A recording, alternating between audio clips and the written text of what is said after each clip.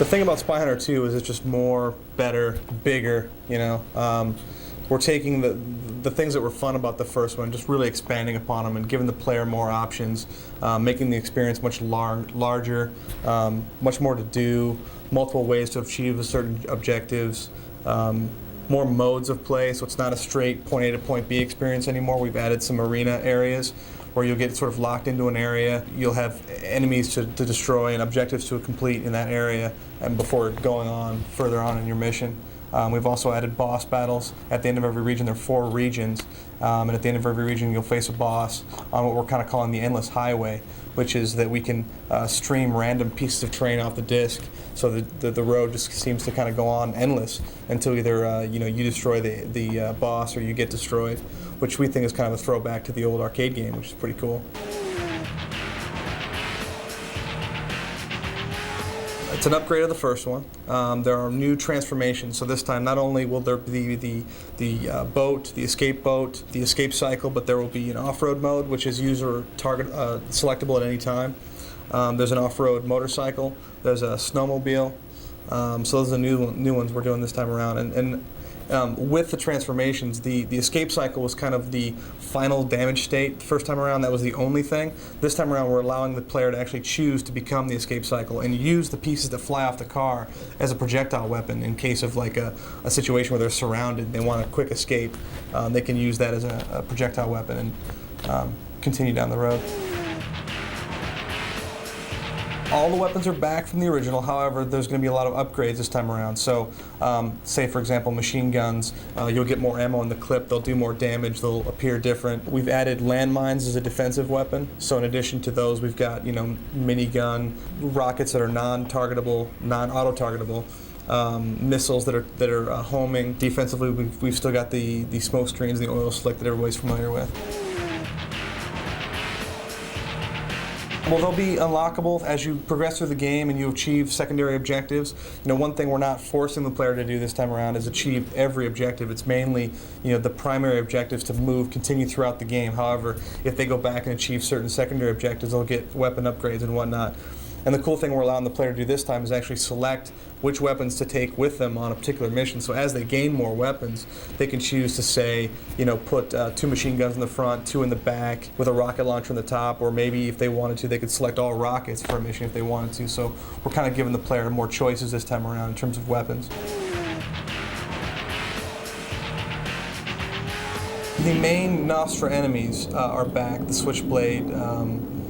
We've got some new water vehicles, the Leviathan, there's a mine dumper. The AI is completely different this time around. Going with a new developer, we're sort of able to take advantage of their tools and their AI and their vehicle physics in that, I think the first one was more, it felt like the enemies were a bit on rails.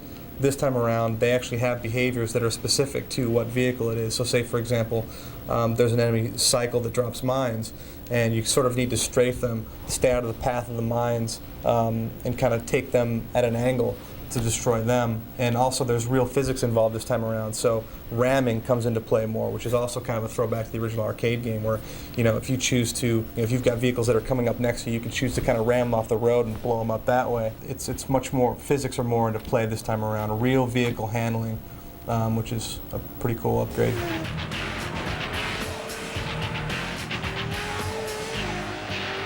We've added a female agent this time around. She's kind of mysterious to the player. She introduces the player to the new interceptor at the beginning of the game.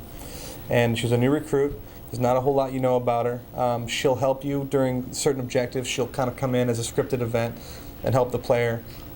She'll inform you she'll help you uncover the story, the plot of what Nostra's trying to do this time around. And she'll get captured. The player will have to rescue her. There's a bit of, how would I say, sort of fun banter between the player as Alec and the new female agent.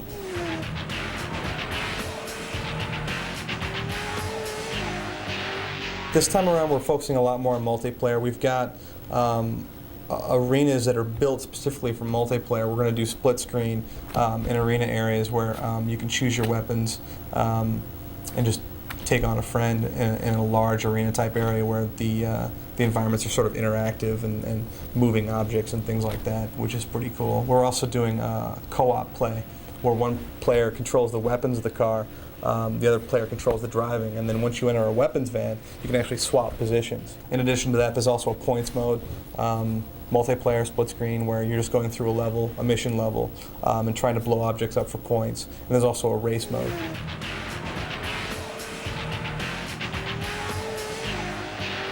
Angel Studios has had a great history of vehicle-based games, which is one of the reasons why we decided that we'd like to work with them.